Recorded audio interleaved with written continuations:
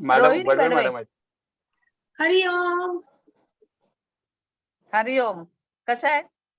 छान, मजेत एकदम. मस्त. खूप छान नमस्कार वाटलं परब सर. खूप छान वाटलं तुम्हाला नमस्कार, बघून, डॉक्टर. मॅडम. हो मला पण. रोहिणी मॅडम. चला चालू दे तुमची meeting.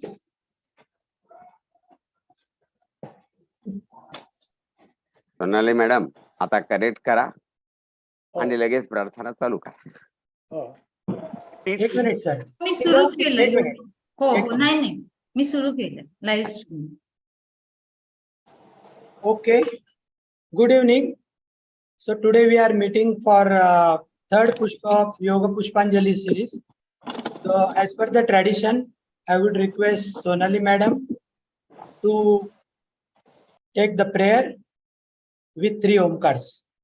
Over to Sonali.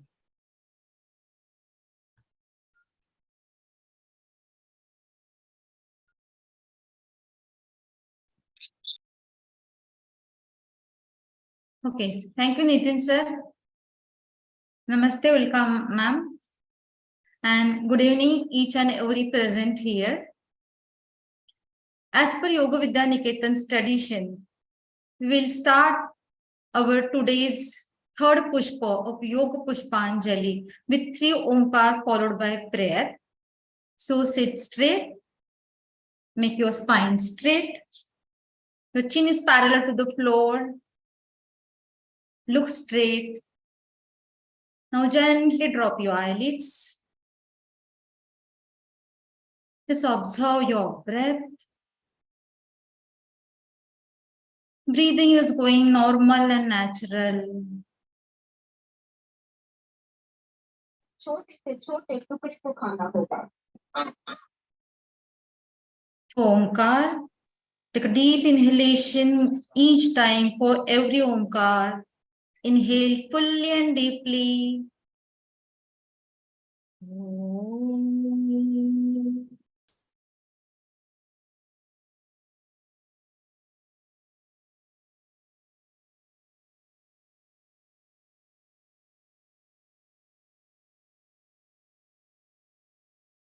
Om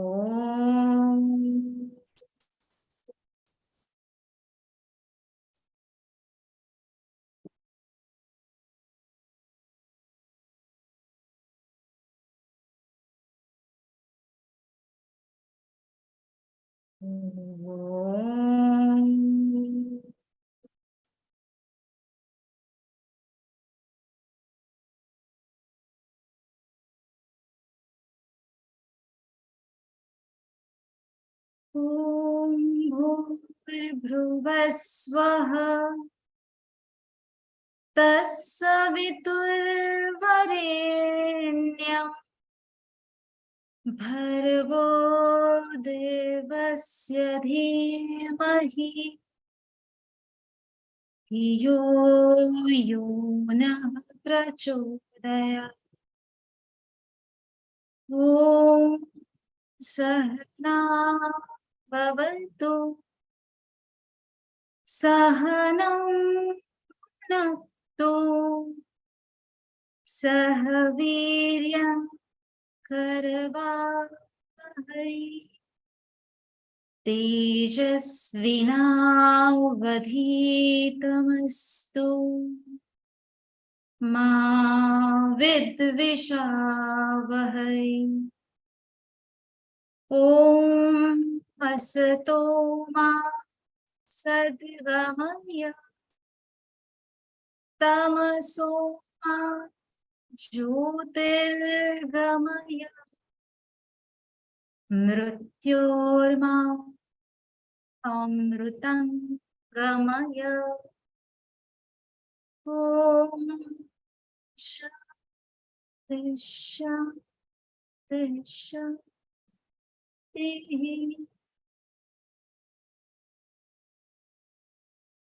Keep your eyes closed for a while. Feel the positive vibration of Omkar and prayer on your body and mind.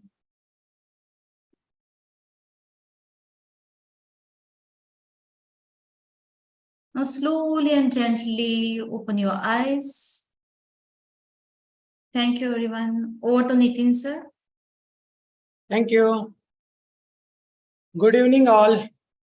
So today's topic is most relevant to the upcoming International Yoga Day that is coming in this month, 21st June. Okay. Since it was declared as an International Yoga Day, yoga has gained lot of popularity. But somehow there is more enthusiasm than the seriousness about yoga in many places. Yoga has been wrongly misunderstood mainly as a asana and flexibility of the body. The real essence of asana is also totally forgotten. The aspect of prayatna shaitilya ananta samapatti is totally lost. Moreover, it is forgotten that asana is only one of the 8 anga of the Ashtanga Yoga. So these people are doing only the 1/8 part of the yoga. As we all know that an iceberg has only 1/8 part visible on the surface of the ocean. The remaining seven parts are beneath the sea. Hello, mute yourself. So I was telling you about that iceberg has 1/8 part on the surface of the ocean, 7 parts are below the sea. So these people, if they don't consider all these aspects, seven angas, and continue without this understanding asana, then definitely their Titanic is going to sink. Okay. So without taking much time, we'll move to the program, today's program. So one more important thing I have to tell.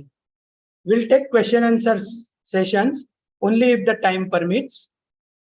And for that, please don't ask any direct questions. Please put your questions in the chat box and let all these questions relevant to the speech only. Okay. So over to Smita madam for the introduction of today's speaker. Smita madam, please. Thank you, Nitin sir, and a very warm good evening and welcome to all the participants. First of all, a very hearty welcome to the participants of this third Pushpa of our Pushpanjali. Our today's speaker, Dr. Ulka Natu ma'am, is an eminent doctor and also an experienced yoga practitioner. I'm personally very happy to have got the opportunity to welcome you today, ma'am. I remember you meeting you for the first time in Damle Yoga Kendra, where you had given us a lecture on gynecology in our YNTC session, and it was really wonderful the way you were very patiently answering us also for our doubts after the session. So with your experience and the humility, I still remember the lecture so well. Doctor has been close to our Guruji and Guru Ma also equally, as she was close to Vyavahari Guruji also. She is the Vice President of Bantali Mitra Mandal. Ma'am, you are so close to our heart at YVN that it is actually, I don't feel like I am welcoming another guest. I am welcoming my own family member, Yogini Parivar ke अंग को आज हम बुला रहे हैं हमारे बंधु में मिलने के लिए. By profession, doctor is a gynecologist. She is a clinical embryologist. Ma'am has completed her diploma in yogic education, advanced yoga diploma in yoga from Mumbai University. She is the director of Nest Hospital at Naupada, Thane. She is the vice chairperson of the Yoga Certification Board, Ayush Ministry, Government of India. Member of Ethics Committee, Yoga Mimamsa Journal of Kaivalyadham, Lonavala. She has also worked as an expert on yoga for maternal and child health, Ayush Ministry, Government of India. Ma'am has many publications on research in yoga and diabetes to her name. She has appeared on many programs on radio and TV. Many of us must have even witnessed that, I'm sure, over 30 years on topics related to health. Ma'am has been invited to deliver talks as faculty in national and international conferences on yoga and gynecology at Australia and USA and Dubai. Ma'am has many rewards and recognitions also to her credit, like the Yoga Ratna Award, the Yoga Mitra from YVN, then Tejaswini Award from ETV, Women of Substance Award, the Navadurga Award of Thane City, Lok Shakti Sanman Award, the Adi Shakti Award, and the most important, I feel, is also one of her own profession has given. Indian Medical Association has felicitated her by the 25th Hour Award, which is for her passion beyond her profession. Once more, I extend a hearty welcome to you, Dr. Ma'am. Let's have a lecture. Over to you, ma'am.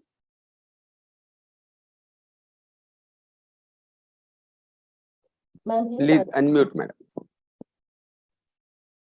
Thank you very much. Harihi Om. Respected Dr. Badwe sir, Shri Parab sir, Shri Durgadas Savanji, Shri Nitin Tavde sir, Deshpande ji, and lot of other dignitaries associated with Yoga Vidya Niketan and this yoga field. I am really honored to be here to present to you on this occasion. And the topic given to me is yoga in daily life. Now I will start sharing my screen.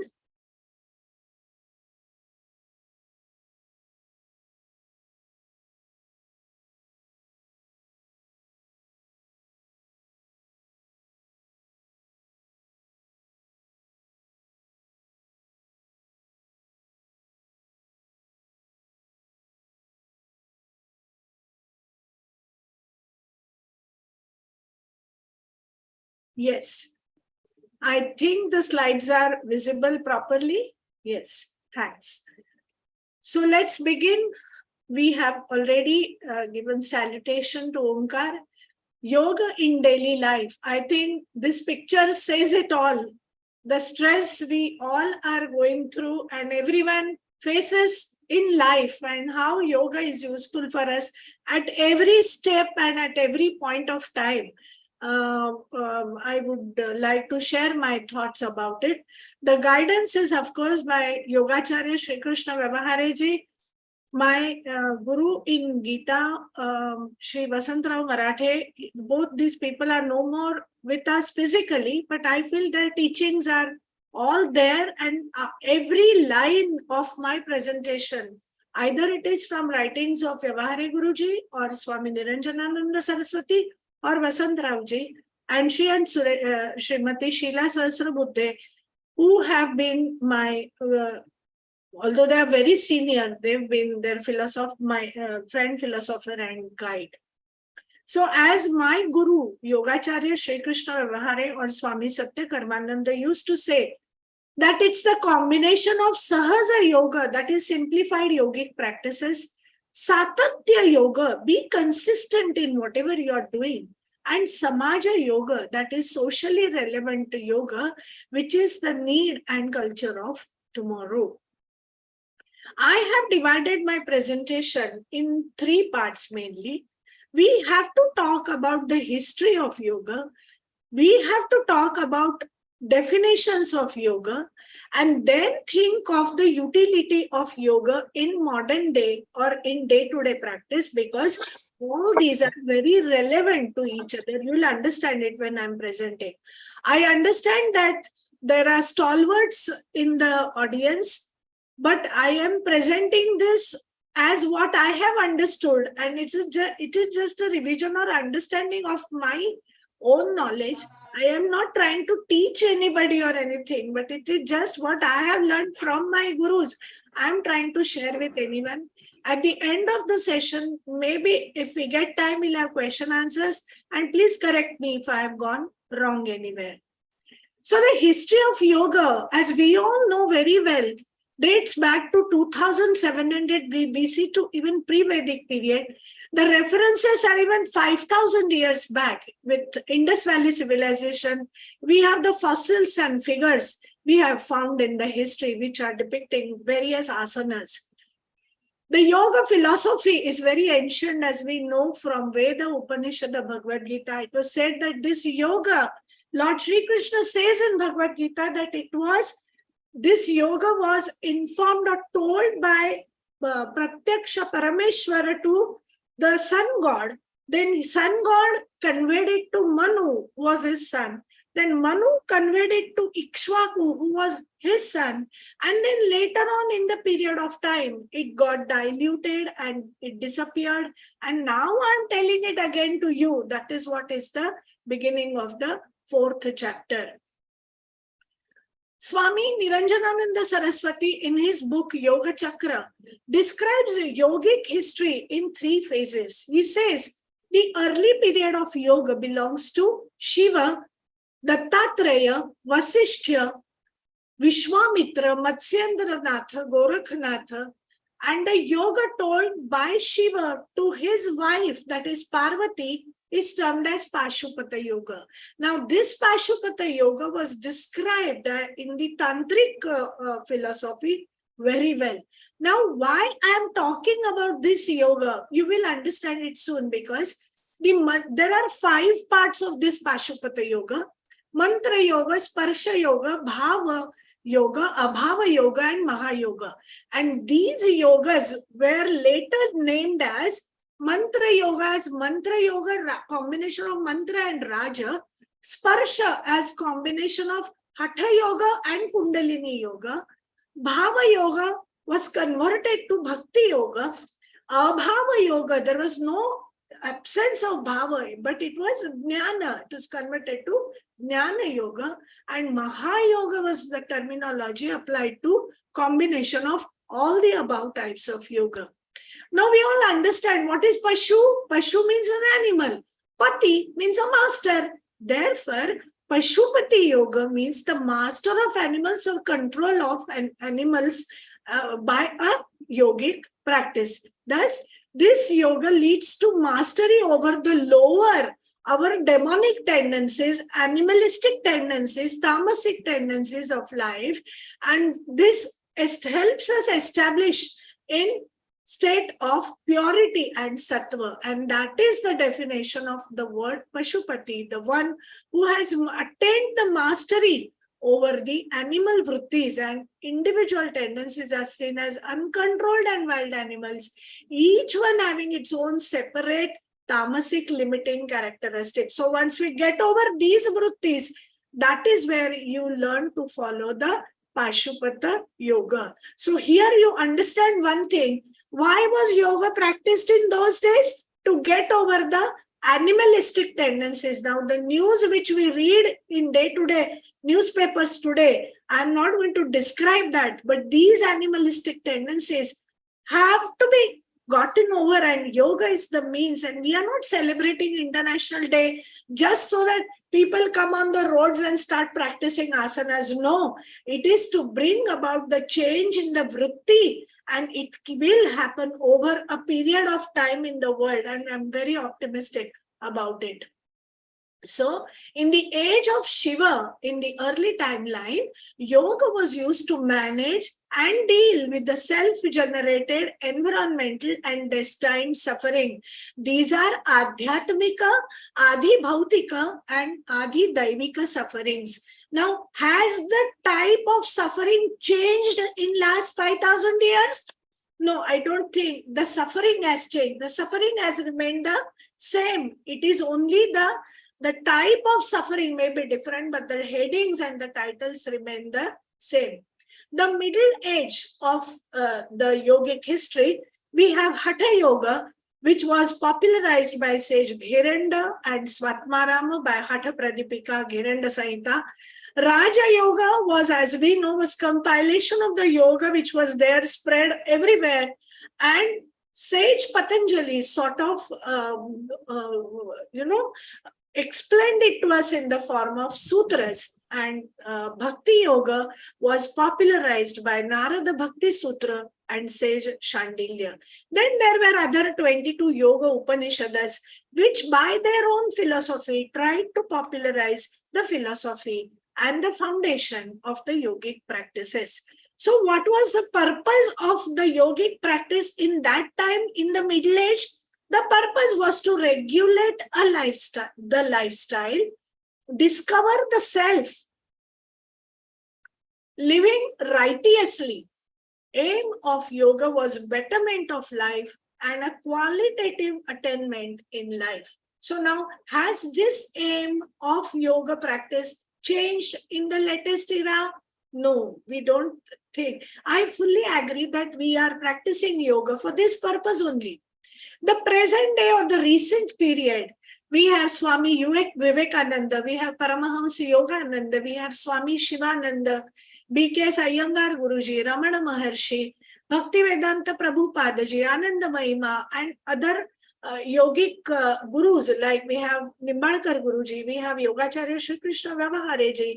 So all of them have put the practice of yoga in such a way that we have been able to take yoga from door to door and shore to shore without diluting the principles of yogic practices. So the purpose of the yoga which is propagated now is for uniting head, heart and hands. So vichara, कृती आणि भावना याच्यामध्ये एकरूपता आणण्यासाठी, समत्व आणण्यासाठी आज आपण योग प्रॅक्टिसेस करतो आहोत. So discovering the creating self, attaining samadhi as an integral expression of the awakened self is the main aim why we are practicing yoga today. Now you'll be surprised a little bit why I'm using the word samadhi here. Has any one of us experienced samadhi? No, I'm not talking of kaivalya or moksha or anything like that. Sama plus a plus dhi. What is sama? It is balanced. A is paryanta. Ase to Himachala, like that. Till is the meaning of the word a. And what is dhi? Dhi is your intellect. So when your intellect or buddhi is established in samatva, that is samadhi, according to Swami Niranjanananda Saraswati. So our aim of practicing yoga is to reach this state of samadhi where our discriminative intelligence is in a balanced state. So our mind, our vrittis, our bhavana, everything has to be balanced if we have to lead a real yogic life with good principles and morals. So the modern philosophy was described to us by Swami Vivekananda, which we have seen already, Swami Kuvalayananda, Swami Shivananda, Swami Satyananda Saraswati, and first diploma degree course was introduced by Dr. Kalidas Joshi in Sagar University. So yoga definitions, as we all have learned about the definitions, but let us look at these definitions from a different point of view, like how are we going to implement the practices of yoga in daily life? What is samadhi? We just saw what is samadhi. So the definition of yoga is samadhi, spiritual absorption. It's a complete meditative absorption state. This definition is first in my presentation. Yoga Chitta Vritti Nirodha is the definition given to us by Patanjali. We all are aware about this, but let us understand the fact that Mana, Buddhi, Ahankar, beyond that is Chitta, and we are talking of Nirodha of that Chitta Vritti. So how difficult it is. Maybe in this life we will not be able to practice yoga what it is prescribed for, but yes, one fine day, we will definitely make some progress in this direction. Mana prashamana upaya iti yoga. Now, this definition was given in Yoga Vasishtha. We have seen in the first slide that Vasishtha was one of the first early period where Sage Vasishtha was one of the early period sage where he has given this definition in Yoga Vasishtha. Why does he talk about mana prashamana? That means in those days also there was something which was related to unhappiness of mind, no? Otherwise, why would he talk of mana prashamana? That it is the agitated mind which he says is responsible for a lot of problems which we are experiencing even in modern age today. So we have to use yogic methodology to quieten the mind, to quieten the agitated, excited, irritable, and unstable mind. So Another definition given by Yajnavalkya Smriti, this is one definition which my Guruji Yogacharya Shri Krishna Vivaharaji used to like it very much, and that definition is Yogena Atma Darshanam, bas खुद को जानो, स्वयं को जानो, बस स्वतःला ओळखा. That's it. It is such a simple definition of yoga. You know, we all know about every gadget. Like if suppose we are talking on Zoom platform, we will know how to make somebody host, how to make somebody co-host. If there is any technical error, we all are very much familiar with the technology. But it is said that Upanishads are the manuals of the technology, how you should be taking care of your personality. But we should look at the knowledge in these Upanishads as a manual to repair our body or to look at ourselves. See, every line what our gurus have said is so important, that use Upanishads as manual of self and try to look within. It is very easy to look outside, repair everyone else, including the gadgets, but repairing our own self is important, and that repair can be done only after you understand the true yogic philosophy. What is the definition given by Bhagavad Gita? Yogastha kuru karmani. Karma karo, do your job perfectly well, but how? Accepting the attitude of yogic personality, as if you are a yogi. Yogastha, stha manje rahane, be there, stay there in the mentality of a yogi. And then sangam tyaktva dhananjaya. Sangat त्याग करून म्हणजे काय? Don't get attached to the fruits of what you are trying to do. See, you are going to get fruits of anything, everything by default. If I'm studying well, I'm bound to get good marks. But if my destination is only good marks and then I start studying, maybe I will fail somewhere. You know, so like that, the Gita is trying to explain us, siddhya siddhya samo bhutva, whether you are successful or whether you are not successful. Now, people who don't understand the hidden meaning of this, they say, what, so what, even if we fail in the exam, we should think that, oh yeah, that is okay. Even if I fail in the exam, that is what is yoga, you know. But what it assures us that if you are putting in your best, you are bound to get what you deserve. Do the best, leave the rest. Samatvam yoga uchyate. Balance, equanimity is nothing but yoga. Buddhi yukto jahatiha ubhe sukrita dushkrute tasmad yogaya yujasva yoga karma sukausalyam. Do the best, leave the rest. If I'm doing a surgery, suppose if I'm doing a cesarean, if I'm doing a consulting, does it mean that some person or some patient comes to me for consulting, that patient goes out of my room and then starts saying, oh my God, I had been to this lady with what great faith, but I went in, I didn't find her so satisfying. That's okay. I was not so happy. So if I hear this conversation, what happens? I am in tears. I don't like it. I feel, oh my God, I'm doing my good. I'm doing my level best.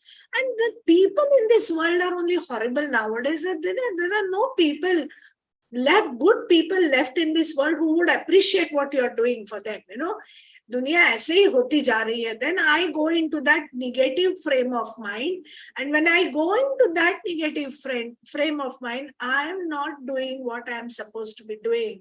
Do the best, leave the rest. Neki kar, darya mein dal. Bas, that is what is important. Karma sukausalam.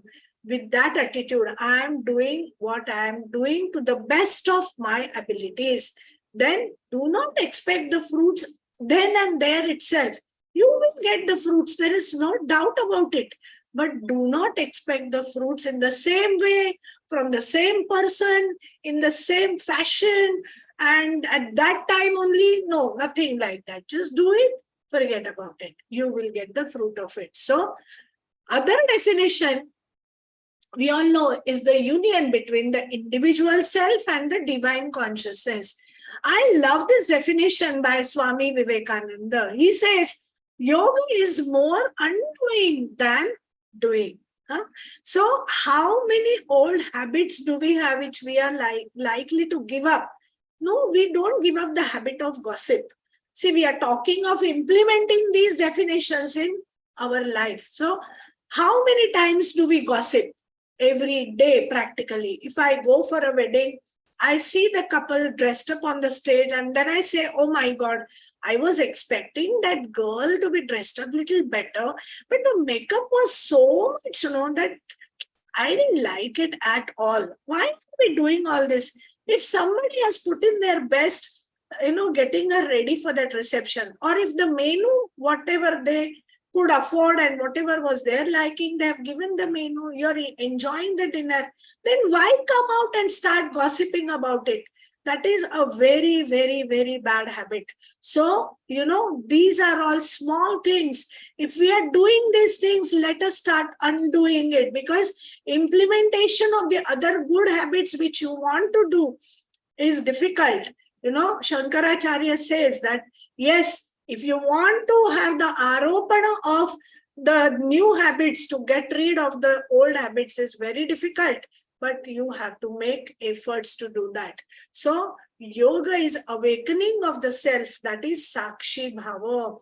Suppose if I am in my samsara, if I am doing every duty as a mother, as a wife, or maybe as a friend or as a doctor, whatever duties I am supposed to perform daily in my life, I must do the samsara. Gondavlikar Maharaj Mantat, you must do samsara as if you are doing the samsara of Sri Ram or Sri Krishna. Imagine if you are not involved in if you are cooking, whom are you cooking for?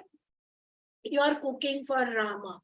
If you are giving a glass of water to the guest, whom are you giving it to? You are giving it to Rama. My God, what an attitude. Now, if you bring this attitude even in small things in your daily life, how good that will be. You'll stop getting irritated with unwanted guests, and you'll stop getting irritated with people who you don't like at all. Yes, of course, we are all human beings. It so happens that you develop hatred for somebody, you develop anger for somebody, you develop a very loving and a passionate attitude for somebody. But all these are part and parcel of the whole game. And once you are a sakshi to it, I think you do little better. So, this is again a good definition. It's a process of evolution of human consciousness from man to superman. म्हणजे मनुष्याचा देवत्वाकडे होणारा प्रवास आणि मग देवत्वाकडून दिव्यत्वाकडे होणारा प्रवास है ना. You are from a man to superman, and from superman you are becoming a divine consciousness. दैवत्व ज्याला प्रदान होऊ शकतो, हा सगळा प्रवास, it is this whole journey which can be called as yoga. So Sri Aurobindo says it is a birth out of ordinary. It is the mentality of a materialistic life into higher spiritual consciousness. So yoga is a spiritual mutation. What a beautiful description. It's a spiritual mutation. I have heard of genetic mutation. I have heard of so many other mutations, but spiritual mutation is something which we need to bring into our genes or genetic composition. So yoga is nothing but a methodized effort to self-perfection. When we are performing yogic practice, Swamiji puts it beautifully. So it is a journey which starts from the physical practices. So if I'm practicing, say, some yogasanas in the morning for half an hour, that is my physical practice. It is only after practicing asanas for half an hour every day, that I start developing love for it. I learn that yes, I can sit in Vajrasana for maybe more 15 minutes more today, which otherwise yesterday I was not even able to sit down. So it is a gradual progression in the physical practice. So after I have control over the physical practices, I go to the breathing practices and I develop little control. Pranayam is a different stage altogether.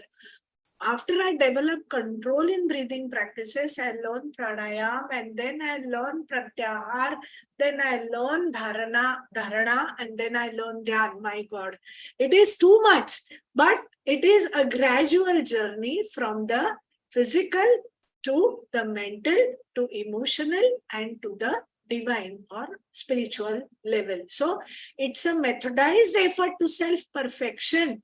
It's not a part-time activity at all. So you should not practice aim. Your aim of practicing yoga is not attaining moksha, kaivalya, nirvana. No, this was not even described in old yoga by Shiva, that is Pashupata yoga.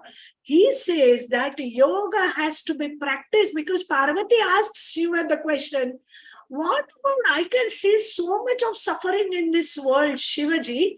So what can a man do about alleviating the suffering?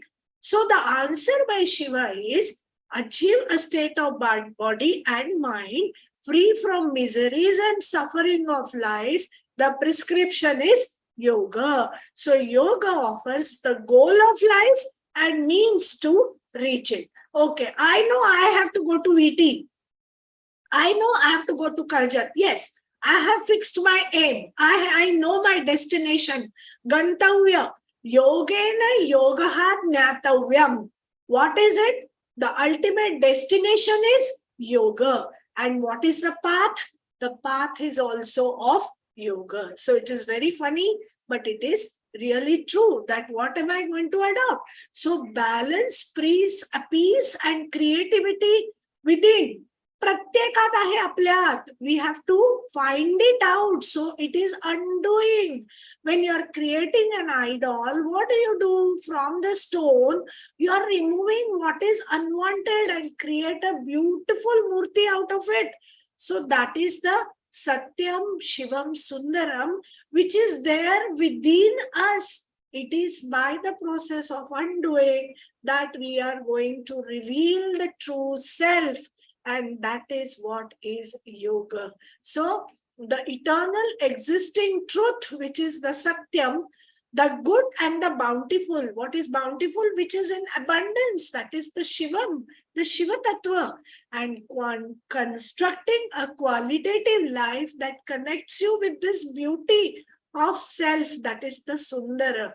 So all of us are basically very beautiful.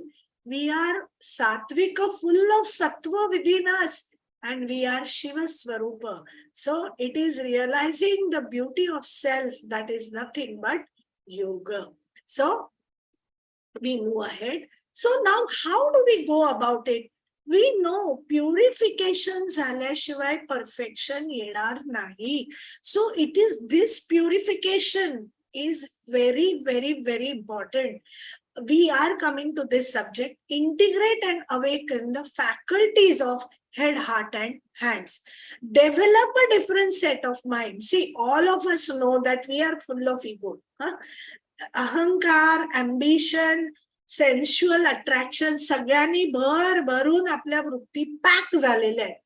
Now we have to turn these vrittis to the divine tendencies. Is it easy? Not at all easy. How do we go about it? We learn it step by step. This is what is taught by our gurus. So what are the different, how do we go about it? How do we implement yoga in our daily life? What are the different physical, mental practices? So up till now, we have realized that in old ancient period, in Shiva period, yoga was not practiced for attaining kaivalya or moksha. In the middle age period, the yoga was not practiced for attaining kaivalya. In fact, the concept of yoga therapy was introduced by Swatmaram and Gheranda Samhita. The third period, that is the latest period of yoga, which we realized in the history, nobody talks of kaivalya or moksha or nirvana. We are all talking in the language of reducing the miseries and sufferings in life. Heya, heya hetu, hana, hanopaya are the words used by Patanjali. What do these words indicate? These words also indicate that yes, there is suffering, We have to consider the means, the methodology to relieve the sufferings, the upaya with which we will further reduce the suffering in our life. This has been told by Buddha also. So everyone basically is talking of the same, but in different language. Okay. Now let us understand. Through the Antaranga Yoga. Now Swamiji calls this as Antaranga Yoga. That is because this is practiced for the inner aspect of our body. Like say for example, Shat Karma, Asana, Asanas, Pranayam, Mudra, Bandha. Why are we practicing? Because we are practicing it for the internal cleansing purpose. We are practicing it for gaining the physical stability, emotional tranquility, for everything. Yama Niyama, I am coming to this subject in a while later. What are Yama Niyamas according to Swamiji? We all are aware of Ahimsa, Satya, Asteya, Brahmacharya. I remember Nimbalkar Guruji at this point of time. I have attended his lecture once on Yama Niyama. He used to say that don't talk of Yama Niyamas as Mahavrata. Let us start practicing those vratas as Anuvratas. Just think of Ahimsa. For 1 month, I will practice only Ahimsa. Like Vata Purnima. Yesterday, a lot of our friends have done fasting. So why not, Guru Ma Shakutai, she used to say, why not have a fast of different type, have Ahimsa fast for 1 month and then Satya fast for 1 month. It's so difficult. If you consider these 10 vratas, 5 yama and 5 niyama, Ahimsa, Satya, Asteya, Brahmacharya, Aniyama, Aparigraha, आणि शौच संतोष तपस्वाध्याय ईश्वर प्रणिधान एक महिना एक व्रताला देऊन अणुव्रत म्हणून तरी follow करूया दिवसात. It is very difficult. So प्राणाय asana, unless and until you follow this, you will not be stable in asanas. Tato dvandvan abhigata is a very durka stage. So just try and follow them as anuvratas. You will be able to maybe remain stable in a particular state of asana for some time. Let us talk of Kriya Yoga, Pratyahar, Dharana, Dhyana. What are the other methods which we can use for achieving the Pratyahara? We will see soon. Now see, what does Swamiji think of Yama and Niyama? Superb. This definition, I just love it. What is Yama? If you are able to maintain the dispassion from the body and senses, that is, Deha Indriyeshu Vairagyam, Yama Ityuchate Budaye. Budaye means Ushar Mansa, Bodhi. Those who have got some bodha, what do they say? Dehendrishu Vairagyam. Dispassion from the body and senses. I want to eat pav bhaji. Today, it's so many days I have not been able to, have pav bhaji or the mithi bhai dosa. This is the pyar or the love for my body, and that is my love for my senses. Start yogic practice just here. Okay, suppose I'm driving, I like to correlate. Suppose I'm driving and while I'm driving, I want to go by speed and, I want to overtake somebody, and there is somebody who's trying to overtake me, and then he is in a rickshaw. And then I say, oh, I am in a 4-wheeler. How can this 3-wheeler rickshaw overtake me? No, that's not fair. Let me show his position. And then I start that road rag, So these are simple things where you talk to yourself. What am I doing? And why am I doing? Whom am I going to prove my abilities to? So let us play safe in life. So that is one thing which is very, very, very important. So it is this ego, this attitude of being superior to somebody else comes to your mind at every point of time, and we try and kill these senses and kill this over attachment to our body. It is what is Yama. What is Niyama? Yes, there is only one Niyama. Anurati Paritatve. That's it. There is constant longing for the Supreme, and it is this place where your Ishvara Pranidhana comes into picture.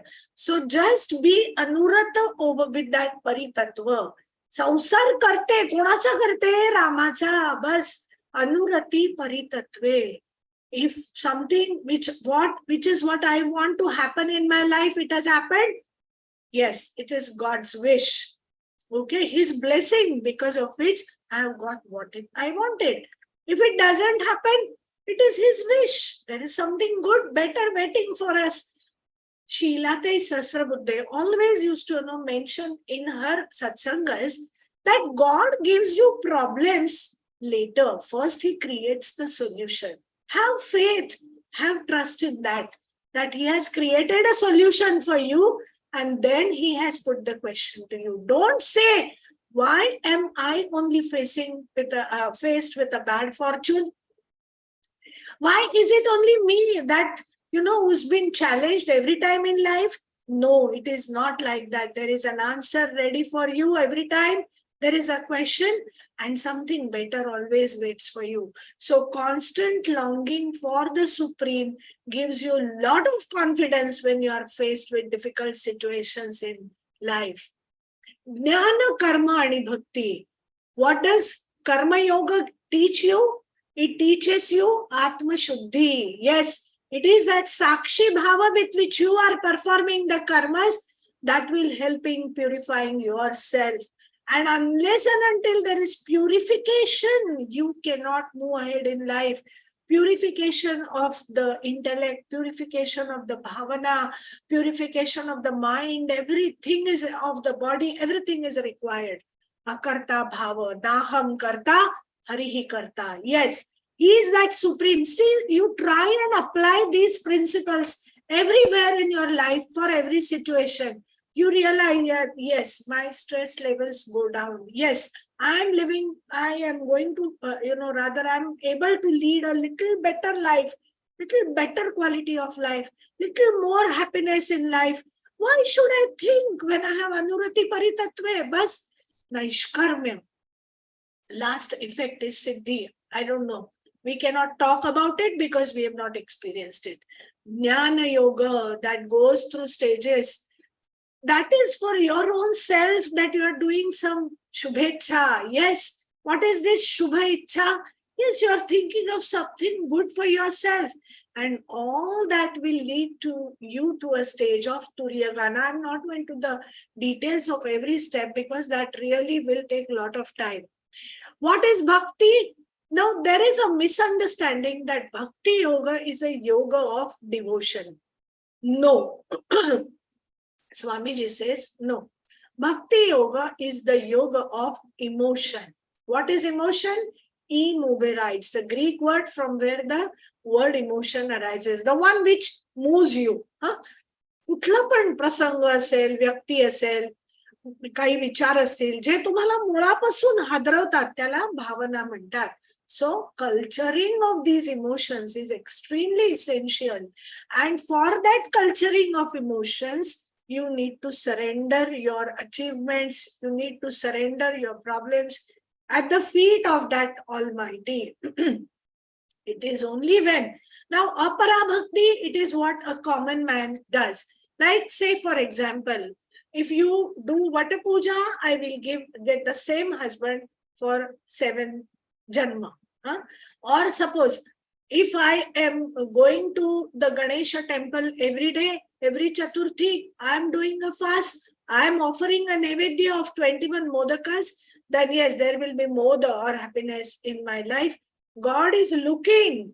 There is no problem. I am satisfying him. That is what is Karma Kanda or Upasana Kanda. While as you go one step ahead, that is called Jnana Kanda. Patram Pushpam Phalam Toyam Yo me Bhaktya Prayachati. माझ्या भक्ताला जे काय पाहिजे ते देऊ दे ना, काही फरक पडत नाही. So that is only after attaining the jnana that I am Brahmasmi. Bas, I need not do any karma kanda to satisfy God, but that stage comes a little later in life. So With Jnana Karma Bhakti, what are you reminded of? Nothing but Bhagavad Gita. Yes, it is the pratyaksha, the straightforward on battlefield. There is guidance from the pratyaksha Parameshwara. What more do you want in life? So if you want to implement anything in life, read one verse of Bhagavad Gita every day. That is my prescription. And in that one verse of Bhagavad Gita, you find there is some meaning for you for that particular day. Trust my words. This is what happens if you start reading it. That, hey, really, I've found an answer today. Yes, this is what has been told by Pratyaksha Parameshwara. Just understand and try your best to implement it. This is what is the counselor Parameshwara to the Arjuna who's so confused on the battlefield. So for whom is this study related? Why should we read Gita? For whom is it applicable to? Swami Chinmayananda says, it is for an alert thinking mind with many conflicts. What should I do today? What should I wear today? Today I have to give a lecture for Yoga Vidya Niketan. Which sari should I wear? Now if I have 50 saris, I will have that conflict. I will have that confusion in mind. But if I'm certain, he gives an example of a cow. A cow is walking on the road. The cow doesn't get a conflict in the mind that what should I be doing? Whether should I go to market or should I go home straight? Why? Because cow has nothing to do with that market. But whereas if I'm walking on the road, I will think, oh my God, should I go to the market and finish off the things which I'm supposed to do? Or should I go home straight? Or should I do this? So once there is a conflict in mind, the thinking is totally abolished. We act where we are supposed to think, and we think when we are supposed to act. That is the whole tragedy of our life. So the purpose of Gita is to find out the adequate self within us. Kai mante Gita? Yes, you have the ability, but just try and find out. No, the more tense you are more fit for the Gita. So that is what it is. So what is the symbolic meaning of 5 Pandavas? You have Yudhishthira who talks of the Dharma. You have Bhima who symbolizes Bala. You have Arjuna who symbolizes Virata. See, this is all what we require in day-to-day life when we are fighting in life. Nakula is a symbol of Jnana. And Sahadeva is symbol of devotion. Dhritarashtra, with his blind eyes, indicates the tamasic vritti. Pandu indicates the rajasic vritti, while as the Vidura indicates the sattva gunainess. So when all these are bound together, that is on the battlefield, it is when all of them are together, it is there where the God helps. Okay, so the important thing is, why was Gita told on the battlefield? It is very funny, no? It is an ideological philosophy which is full of empathy. It is in the format of question answer. There is no direct advice, but options are kept of the yatha ichchasi tatha kuru. Bas तुला जे पाहिजे ते कर. बाबा मी तुला सांगायचं काम करतोय. आणि याच्या पुढे तुझी मर्जी. And then what is the take-home message for all of us? Why is it called Arjuna Vishada Yoga? Because Arjuna is aware of his own limitations. He's saying that, yes, Baba, I am not capable of handling this situation now. I just give up. He was aware of his ignorance. He had faith in Sri Krishna. That is more important. And he was ready to surrender his ego. That is most important line. So what was Arjuna's problem? Arjuna's problems? Was it financial? Was it ethical? Was it political? Was it social? Was it military? Was it incompatibility that he said, no, I just can't be compatible with the opponent, so just forget it? Or was he fearing because of the ignorance of the weapons? I don't know how to handle this gada and talwar and whatever, so let me not fight it. So was it his problem of that sort? No, the problem was because of spiritual blindness or ignorance. And trust me, This is the problem with all of us. Unless and until we have the spiritual vision, दृष्टी असल्याशिवाय प्रश्न सुटणार नाहीत, कधीच नाही. आपण त्याच थारोळ्यात पडत राहणार. How unhappy I am, how I am unfortunate, how I am suffered with surrounded with lot of problems and difficulties in my life, and how unfortunate I am. This is going to be the daily story of all of us. So what is the root cause of all of problems, all of us? The problem is because of choice, as I described. The problem comes because I have the choice of 50 saris with me. Which one should I wear? The problem is because of which profession I should take up. The problem is because of choice. So me and mine, that is the attachment. ते म्हणतात ना, ममत्वापासून ते समत्वाची यात्रा करायची आहे. So it is ममत्व, माझं माझं माझं माझं. एक उदाहरण आमचे मराठे सर कायम द्यायचे, मराठे काका. Suppose you have hair on your scalp. That same hair, you find it, once it is mine, such beautiful hair I have, I must take good care of it. But once that hair leaves your scalp and it is in your food down, how do you look at it? Simple example. Yes. So this is how attach and detach. Ego. Bhayankar ego. We are all full of ego. Even I am full of ego. But the point is, alert and vigilant mind itself is sadhana. Every day you understand, yes, I have made this mistake. Maybe tomorrow I won't do it. Understanding it and implementing it is also very important. Sense of incompleteness. What do we feel? No, I am not good enough here. I should have done little better. Had I been married to that particular person, maybe I would have done better. In our house, nobody, treats me well. Nobody, understands what capacity I have, how good I am. So that inferiority everyone has. Lack of contentment, samadhan nahi. Lack of happiness, misery. And competition with world rather than with self. That these are our problems. These I thought were our, there might be many more problems, but these are problems with me. So I thought maybe these are problems with everybody. So I have put it on paper. So the problems are related to our profession. Problems are related to our personal life, our ambitions and everything. And then we land up with all this list. A, B, C, D, E, F. The list will go on till end. Z. I'm not going into the detail of this list because all of us are suffering because of our problems. See, this is effect of stress on our, this diagram was prepared by my Guruji, and he always used to tell me, as a doctor, you can just talk of HPO axis, that is hypothalamus, pituitary and ovary as doctor, or O stands for target organ, but think of something above it. And he put it in a bracket and he said, call it a SCM HPO axis. So spirituality, introduce spirituality, emotions and mental status into your physical body and then see the result. All this will come under control and you will have a beautiful life. So what do all of us have?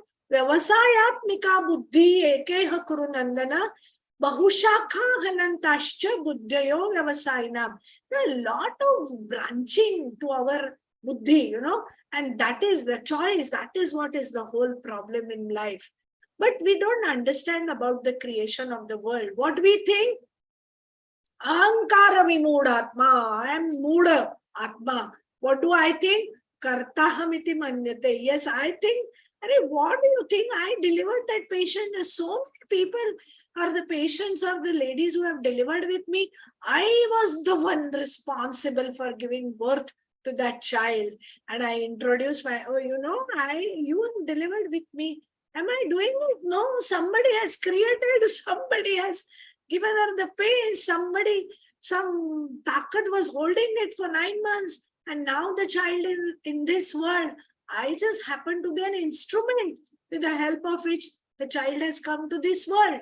But if I am ahankari, I feel I, let all others die. Ahamatma gudakesha sarvash sarva bhutashaya stitaha. This is the warning given us by God. Ahamadishcha madhyam cha. What do you think? You are doing it or what? No. I am there in everything. I am doing it. Aham adi, aham madhya, aham bhuta bhavishyat. I am everything, Baba. Don't think. I am the future. I was the past and everything and the present. All of us are born with this Karana Sharira, Sukshma Sharira and Stula Sharira. And it is all this Karana Sharira or the Vasanamaya Deha which is responsible for all my Vasanas. That is, Sukshma Sharira is carrying these Vasanas, that is Mana Buddhi Ahankara is carrying into this world.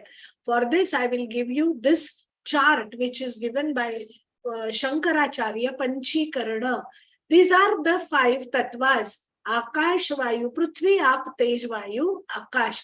See, this is how the egg will divide and how there is formation of the embryo.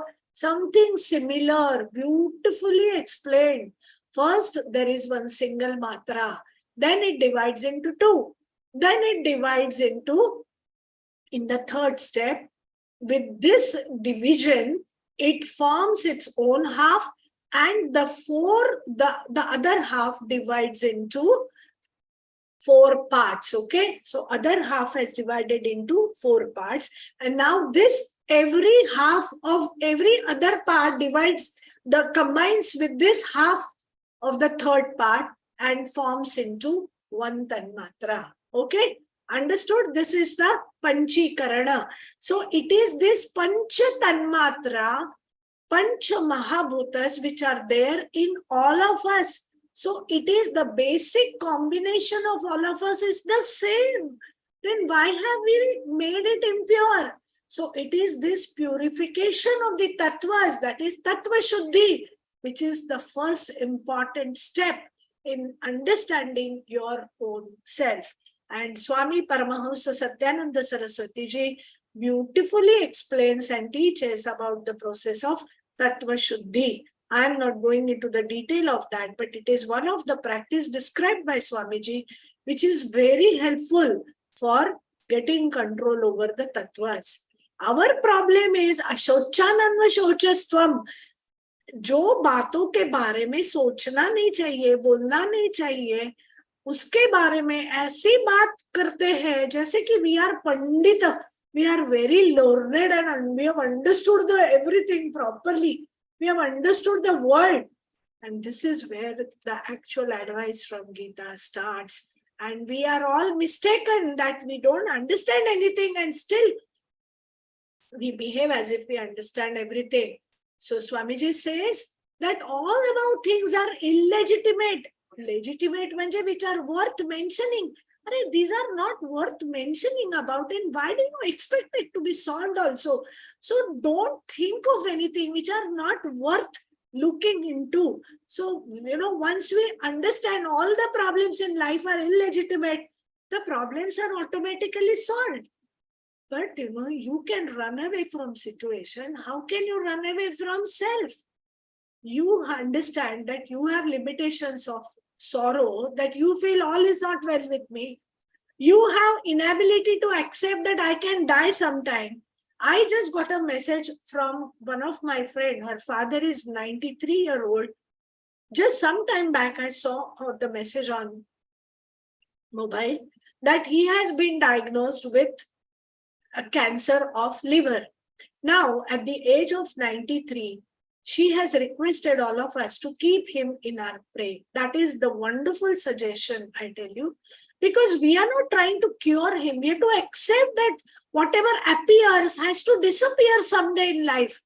Isn't it true? If I'm seeing this mobile, this has appeared. It has to disappear sometime. So once we understand this principle of appearing and disappearing, we try to take life in a little casual way.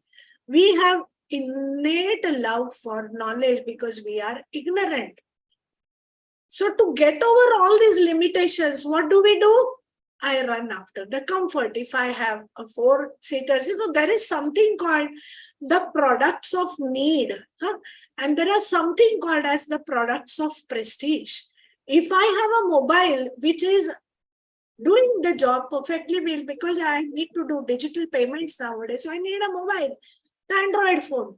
But to have Android of a highest quality which needs to be bought on loan, it is something which is product of prestige, which I don't need to do that. So just applying this principle helps you in life. Every attempt to increase longevity, this we see in ICU. People can have two opinions about this, but there is something as do not resuscitate. At a certain stage in life, beyond repair, the disabilities and illnesses, we have to accept the mortality and then go ahead with the consent of do not resuscitate. There the emotions don't play a role, but the practicality of the problem is more important. Efforts to gain knowledge, we do that so many times. So methodology to lead a healthy and happy life, which makes us understand the true definition of health is, I love this definition. His energy acquired lovingly through him only.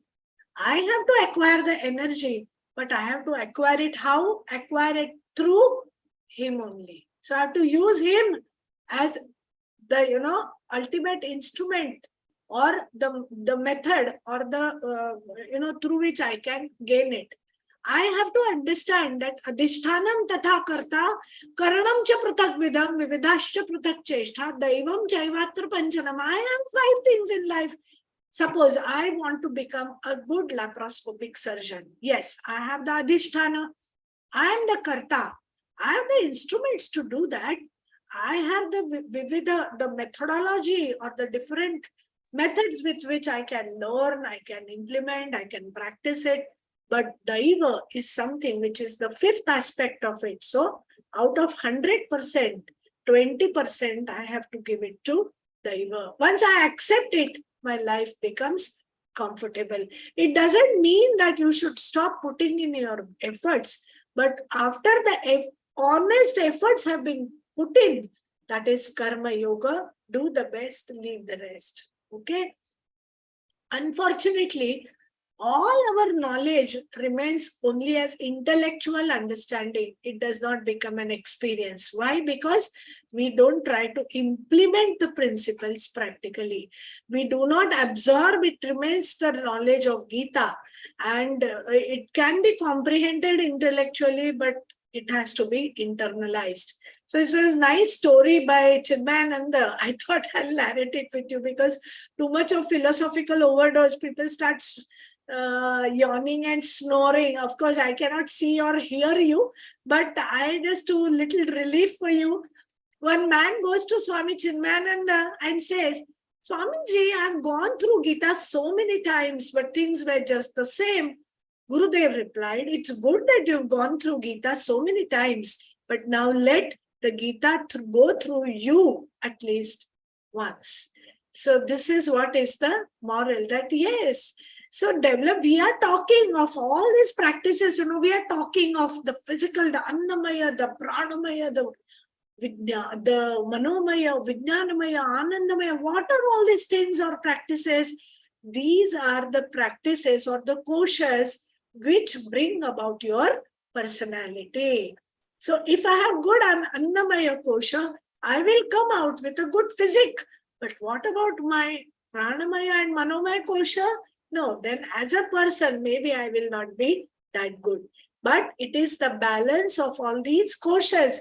If I try to bring in that balance with the help of my practices, which are for all the koshas, then maybe I will become a good person. So our journey is to become a good person, to realize our own self, where I'm making mistakes in life, where I'm putting in my best. See, every person is potentially divine.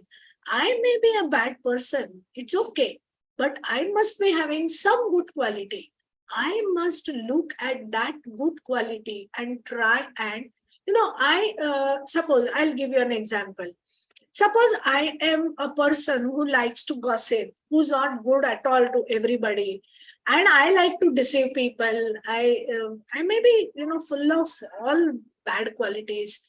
I may not be having anything with me, but still, suppose every day I go to temple, huh? And I say, oh God, please forgive me. I have behaved like this, but please forgive me. Please forgive me. I will give you 21 modakas or whatever. So what I feel that if this is a good quality of mine, that I have the habit of going to temple, surrendering it to somebody, why not make use of that? And then try and cultivate a good human being of that, out of that good habit, it can be done. Like चोर के हाथ में चाबियां देने जैसा है, but you can still do that by training the mind well. There has to be just a wish, that's all. So what is yoga sadhana? It just teaches you to be a better person. It's not a part-time activity. So Swamiji says, Swami Paramahansa Niranjanananda Saraswati, I've taken this from his book Yoga Chakra, which everyone must read. It's a 100-page book, super book. So practice of Hatha Yoga or asanas, pranayam, bandha, mudra, everything, he says that is kg of yoga. What is sadhana? Sadhana is the primary and the middle school. Practicing yoga for its prescribed purpose and efforts to beautify your life is sadhana. Yes, understanding the Satyam, Shivam and Sundaram within me is nothing but sadhana. I may not realize it today, but I'll realize it. Maybe the sadhana may be for years, maybe for lives, but sadhana has to be continued.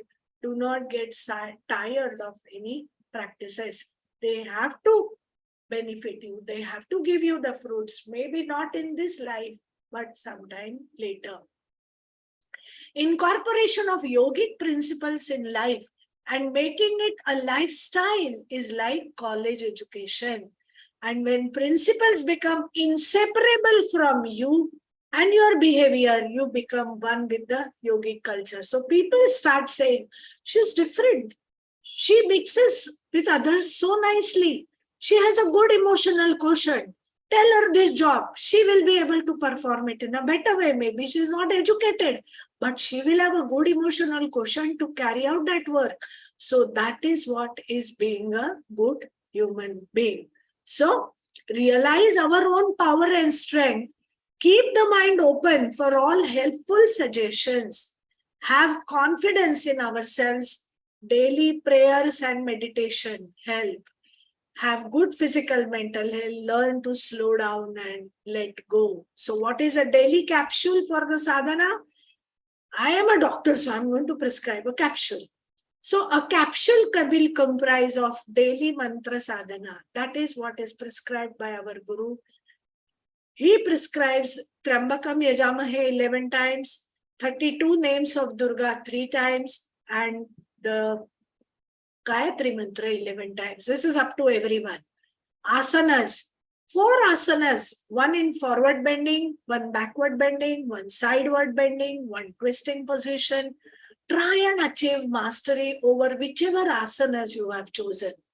Pranayam, at least learn the breath control first, then maybe practice a particular pranayam, then maybe you can go into the manasik pranayam of that practice, then maybe you can enter into the Gayatri pranayam, other samantra pranayam, go step by step.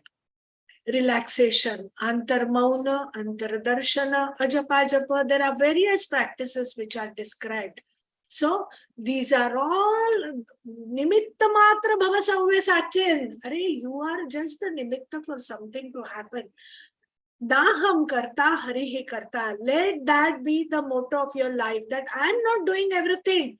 If I am working in the house, it is Ramacha samsar. If it is happening, whatever is happening in my life, it is good, it is his wish. it's okay, his blessing, but something not happening as per my wish, it is his wish. Huh? So dambho, darpa, these are all asuri pravrittis. These are, let me take out all these from my nature. Uddharet atman atmanam. Who can, uplift me from my drawbacks unless I have done the Atma Darshan? Now, if I have done the Atma Darshan, only then I will know my drawbacks. If I have ego, I will say, no, I am not, I am a person who's full of all only good qualities, and only that person is bad. Let me forget him. I know what I am, what I have achieved in life. No, just keep away your ahankar. You are nobody. So only you have, what you have to do? You have to uddharet atman atmanam na atmanam avasadayet. Become best friend of your own self. That's all. Have Shraddha. Only Shraddhavan labhate dhyanam. And dhyanam ladva param shanti. Only then you get lot of peace of mind. Otherwise you don't get. Okay. So understand the language of samatva. As far as your head, heart, hands is concerned. Vichara kruti bhavana, joparent you are trying to, get a balance in on this, and you will not become happy. Try to bring a balance. Understand the difference in reaction and response. The reaction to any medicine is bad. That is how I remember. Response to the medicine is always good. So be responsive. Do not react. You are stupid. You are mad. No, don't react. Respond. Maybe you could have done the thing a little better. Maybe you could have accepted it in a better way. So accept, adapt, and accommodate. Understand your own dharma. Don't blame others for anything. So these are all, why I have given these shlokas is just to make, emphasize on your mind that how Bhagavad Gita gives guidance at every point in time. It says, Yoga Kshema Mahamyaham. I am there, Baba. तुझं चांगलं white मी करतोय ना. कशाला काळजी करतो? दे सोडून. याचा अर्थ स्वतःचे प्रयत्न सोडायचे नाहीत. कर्मसुकौशल्यम या दृष्टिकोनातून जर फॉलो केलं तर डेफिनेटली त्याचा फायदा होईल. एवढं सगळं आख्यान ऐकलं, गुह्यात गुह्य ज्ञान भगवान परमेश्वरांनी आपल्याला दिलं, तरी दिस टेलिंग अस यथेच्छसी तथा कुरु. I am giving you a choice. You want to learn it, do it. Don't want to learn, it's up to you. Your choice. Okay? Tasmat sarveshu kaleshu. Always remember me and fight your own battle. And yes, if you defeat the defeatist in you, get up. Get ready, face the challenge. It's the message of Gita. So theory, yes, it is important, reading the scriptures, but practical prayers every day, worship anyone, your guru, your parents, your ideal, your idol, whatever, worship, meditation, surrender everything at the end of the day, namasmaran, at least for some time, attend discourses, satsangas, extremely good for us. Otherwise, we will not change. We are so stubborn and we are so ahankari that we don't change. Parayana. Repeat same things again and again. Doesn't matter. Yama and Niyama, which is what we described just some time back. So, scriptural knowledge should not add weight to your ego. See, I have read so many scriptures. I have read Gita, I have read this, I have read that. I have been attending Agashesar lectures and I have been doing this and that. But what have you absorbed? That is more important. So make effort to begin and accept other people fully. Accept yourself first. Learn to laugh at yourself. Try to reduce your need to find happiness in outer things. Find out needs, attachment, desires. Be as critical as you can. Find out our strength, weakness, ambition, and needs. Swamiji says it is Swan meditation. Try to live in now. Enjoy every action and work. That's it. Try to be more open towards other people. Remember that everyone has the potential to attain higher level Do not avoid difficulty. अण्णा म्हणायचे पाठ द्यायची नाही संकटाला. पाठ देऊन पळायचं नाहीये. You have to face the challenge. Try to put yourself in other people's shoes, but be only empathetic, not sympathetic. Their problems are not your problems. So do not react, but respond. And the new mantra of the day, slow down in life. Just slow down. No speeding, no over-targeting, no multi-targeting, multi-focusing, no. Chill pill. That's what even my daughters keep telling me. आई एक chill pill घे. You keep prescribing medicine to others. एक स्वतः chill pill का नहीं गए? Yes. Let go attitude. Just let the things go. It doesn't matter. Let go in a lot of things. Drop it. Drop everything. This drop it is by Swami Chinmayananda. I just love this. Drop your ego, drop your mamatva, drop your attachment, drop everything until you learn to drop. Nothing attaches you. Accept, adapt, and accommodate. Then do not let your thoughts about future distract and discourage you from your work. So grow vertically. What is this vertical growth? If you have the animal tendencies, follow Pashupata Yoga. The tendencies when the Indriyas, head and heart are in one straight line in animals. You are human beings, so let them not be in straight line, but the head is above the heart and heart is above the Indriyas. So that is the moral of story, that achieve a vertical growth. Just learn the concept of nanotechnology. Anna Manaiche used to love this, that yoga is a powerful tool of nanotechnology. You're talking in the world of nanotechnology. So yoga is nothing but a model which teaches you to reach to your own nano level. It is nano bio. It is using your own body. It is using your own mind, society, and technology. So beautiful model of nano bio psychotechnology. Implement the Ashtanga yoga of serve, love, give, be good, do good, purify, meditate, and realize. So once again, I am grateful to Yoga Vidya Niketan, the organizers, for giving me this wonderful opportunity to be with all of you. I give an acknowledgement that I have used the writings of these gurus, and of course, Nimbalkar Guruji, Swami Niranjanananda Saraswati, who's our Parama Guru, and Yogacharya Shri Krishna Vyavahareji. I am what I am because of all these gurus in my life, and I feel all of you also would be having your gurus in your life who have made you what you are.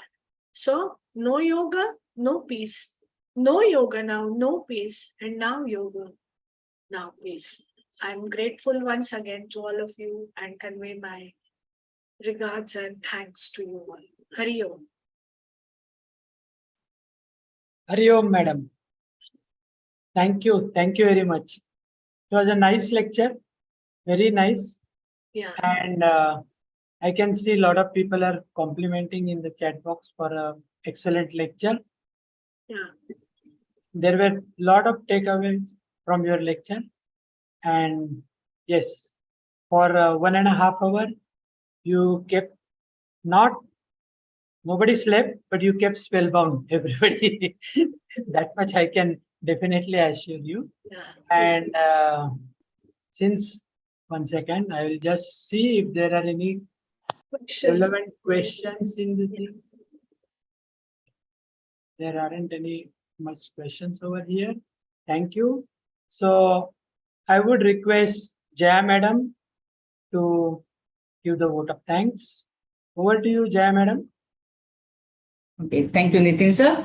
Thank you, Doctor, very much from the heart for the most thought-provoking and detailed lecture that you have given us. You took us through the journey, right from the origin and history of the yoga. It was very interesting to understand that definition of yoga in Pashupati yoga, that how we have to, there is a need to master, mastery over the demonic, this thing, or the tamasic nature in us. And then you have given us, there are many takeaway points from your speech. The main thing is that how you told us like how we can implement the yoga in our daily life. The first and foremost is the Samatvam Yog Uchyate. It was wonderful concept that you do the best and leave the rest. That gives so much of the peace of mind. That would really help in this. Then again, what you told us that yoga is more of the undoing than doing. We need to shed our negative patterns, the negative thought process that we are going on. And again, being aware of the self-thought, that is self-processing that is going on, that is Sakshi Bhavana. And one more thing which I liked is that the yoga is a spiritual mutation. It's a methodized journey towards the self-perfection. So that concept also you explained us very well. Then the example of that sculpture that you gave, like you have to just take away the unwanted part and the beautiful sculpture gets manifested. So that was a beautiful analogy. Then the wonderful reminding of that Anuvrat concept of our beloved Guruma Shakutai, that even if actually we think of implementing it also, that will make us so much aware of our thought process. We may not be able to actually implement it, but then being constantly aware of what's happening in our mind. Then the faith in the Supreme, how it gives the strength to face the difficulties in the life. Then again, those Karma Yoga aspect, this is put, I mean, how, that is more important. Like when we do Karma Yoga, it not only results into the Atma Shuddhi, but it develops the Akarta Bhaviness, Akarta Bhav. So how it is necessary. And then the importance of the spiritual vision in our daily life. So you made us aware of our problems and the root cause of the misery, like the problem of choice or the attachment, ego, and the sense of completeness, lack of contentment, etc. Then most importantly, the competition with the world rather than ourselves. And that leads us, that puts us in the problem. The major cause is there. Again, that beautiful definition of health that you gave, the full form of HEALTH, that was also something new. And then, so basically, in short, you made us aware of the real problems and the ways how we can help solve them. So we are grateful to you, Doctor, for the time that you have spent for us. And I thank you once again on behalf of the Yoga Vidya Niketan. And over to Sonali Madam for the last Omkar. Thank you so much. Once again, thank you very much from the bottom of my heart. Thank you, Jai ma'am. Thank you, Ulka ma'am. So according to Yoga Vidya Niketan's tradition, we will end the session with one Omkar. So sit straight. Keep your back straight. Just drop your eyelids.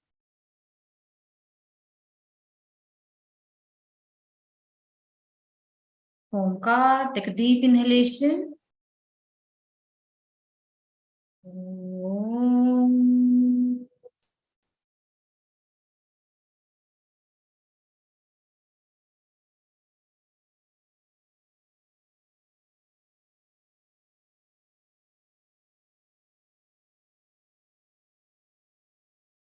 Slowly open your eyes. Thank you, everyone. We will end the meeting here. Bye, ma'am. Yes.